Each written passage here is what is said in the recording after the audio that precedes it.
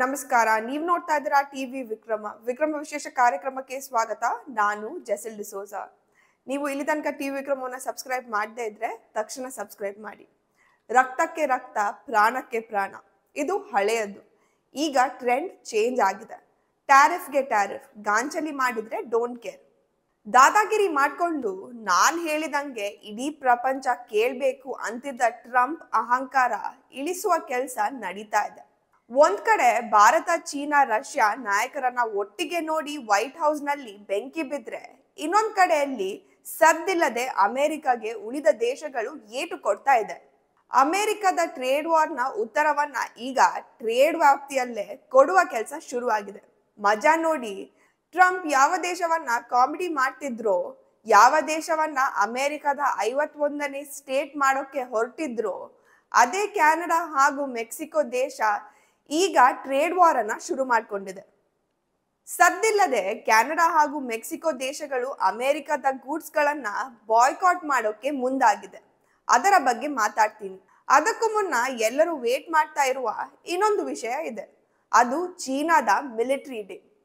ಚೀನಾದ military day video ಈಗಾಗಲೇ ಎಲ್ಲ ಕಡೆ ವೈರಲ್ ಆಗ್ತಾ ಇದೆ. ಈ ಪರೇಡ್ಗೆ ಪುಟಿನ್, ಕಿಮ್ ಬಂದಿದ್ರು. ಜೊತೆಗೆ ಇನ್ನೊಂದು ಮಾಸ್ಟರ್ ಪೀಸ್ ಕೂಡ ಬಂದಿತ್ತು, ಆಸಿಮ್ ಮುನೀರ್.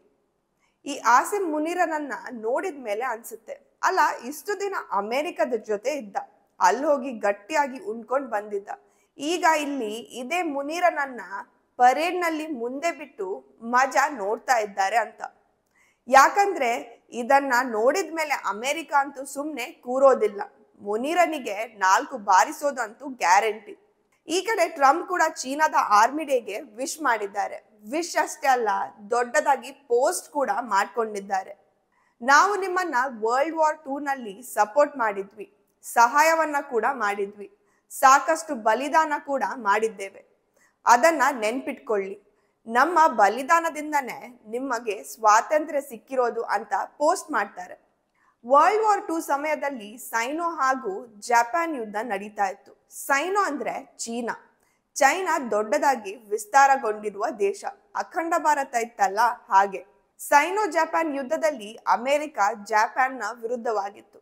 ಈಗ ಅದೇ ಅಮೆರಿಕ ಜಪಾನ್ ಜೊತೆ ಸೇರ್ಕೊಂಡು ಇಂಡೋ ಪೆಸಿಫಿಕ್ ನಲ್ಲಿ ಚೀನಾದ ವಿರುದ್ಧ ಕೆಲಸ ಮಾಡ್ತಾ ಇದೆ. ಅಂದ್ರೆ ಇದೊಂಥರ ಅಮೆರಿಕದ ಅವಕಾಶವಾದಿತನ ಅಂತ ಹೇಳ್ಬಹುದು. ಆದ್ರೂ ಅಮೆರಿಕದ ಹತಾಶೆ ಹೇಗಿದೆ ನೋಡಿ.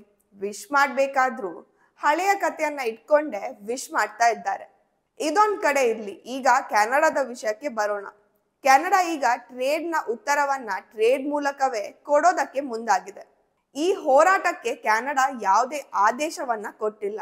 ಆದ್ರೂ ಜನಸಾಮಾನ್ಯರೇ ಸದ್ದಿಲ್ಲದೆ ಅಮೆರಿಕದ ವಸ್ತುಗಳನ್ನ ಬಾಯ್ಕಾಟ್ ಮಾಡುವ ಮೂಲಕ ಟ್ರೇಡ್ ವಾರ್ ಶುರು ಮಾಡ್ಕೊಂಡಿದ್ದಾರೆ. ಈಗ ಕೆನಡಾದ ಮಾರ್ಕೆಟ್ಗಳಲ್ಲಿ ಅಮೆರಿಕದ ಆಪಲ್ಗಳು ಕೊಳಿತಾ ಬಿದ್ದಿದೆ. ಕಾರ್ಗಳು ಕೂಡ ಸೇಲ್ ಆಗ್ತಾ ಇಲ್ಲ. ನಿಧಾನವಾಗಿ ಅಮೆರಿಕದಿಂದ ಬರುವ ಸರಕುಗಳು ಬಾಯ್ಕಾಟ್ ಮಾಡಲಾಗ್ತಾ ಇದೆ. ಅಮೆರಿಕದ ಟೂರಿಸಂ ನಲ್ಲೂ ಕುಸಿತ ಉಂಟಾಗಿದೆ. ಏರ್ಲೈನ್ಗಳ ಬುಕ್ಕಿಂಗ್ ಕೂಡ ಆಗ್ತಾ ಇಲ್ಲ.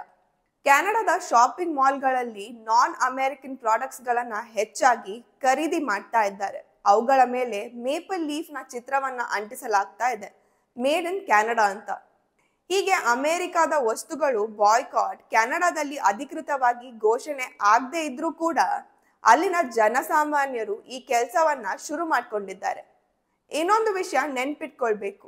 ಈಗ ನಮ್ಮ ಹೋರಾಟ ಇರೋದು ಟ್ರಂಪ್ ವಿರುದ್ಧ ಹಾಗೂ ಟ್ರಂಪ್ನ ಟ್ಯಾರಿಫ್ ಯುದ್ಧದ ವಿರುದ್ಧ.